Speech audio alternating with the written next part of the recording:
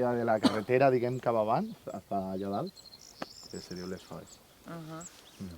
I com és que te vas atrevir a tirar este mundillo? Pues perquè muntava moltes cartes i organitzava moltes coses i anava per ahí, per Europa, de bodegues i això, i al final vaig decidir, pues ja que hi havia unes terres i estaven totes hermes i això, proves a veure. El GPS és el celler, perquè jo faig vi natural i entonces les meves analítiques no eixiran mai com un vi artificiós que porta sulfits i porta històries. Jo faig un vi que és 100% de garnatxa i després faig, faig dos vins que són de garnatxa i faig un altre que és cabernet i embolicaire. Jo el cabernet que tinc, cada any hi ha més embolicaire i menys cabernet perquè el vaig reempeltant. És l'única cosa que me queda que és forània. Però jo quan vaig començar la vinya tenia dos socis i vam decidir, pues, quan comences no saps ben bé com començar, de quina manera i tal, i vam plantar coses pues, com tenen la majoria dels puestos, pues, sirà, cabernet, coses d'estes, no? Així te pegues per intentar fer pues, jo que sé, un producte, una cosa natural, perquè a més després jo no li tiré, jo no li afegis res, jo li tiré sulfurós. Els índexs de sulfurós són els naturals de la fermentació i estan per baix de 10 mil·ligrams, quan els vins de mercat normal que puedes comprar estan sobre 150, perquè te facis una idea, vull dir.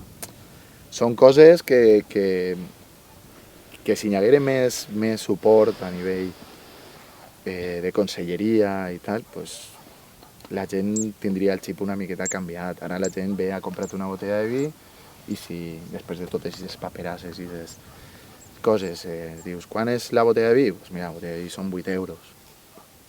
Val? Un vi que té un any i pico de criança, que tal, i dius que són 8 euros, pues és car, el vi és car. Pues, bueno, el vi és car, pues jo te convido a que vingues a bremar i a que facis una brema amb mi i després me digues si el vi és car. Tota la gent que ve a bremar se'n van i te diuen, el vi és barato. El vi és barato no, és baratíssim. I diu, això comptant que bremes alguna cosa, que no te passa com l'agost passat, plou i se'n va la merda tot. El vi natural té un mercat increïble en França, que van ser els primers, té un mercat increïble a la zona de Califòrnia, als Estats Units, bestial, i el principal mercat del vi natural és Japó. I tota la gent que conec jo del vi natural, de Tarragona, de la zona de Girona, i tots els que conec, així, els de Granada, per exemple, els de Naranjuez, que fan.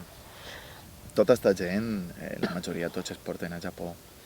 Es porten a molts puestos, però a Japó principalment, perquè la gent que fa vi natural sempre que és una espècie de meca per a que el teu vi arribi a algun puesto, i la veritat és que és un mercat, a més, que va creixent i que ells aprecien que no se tire cap porqueria al vi.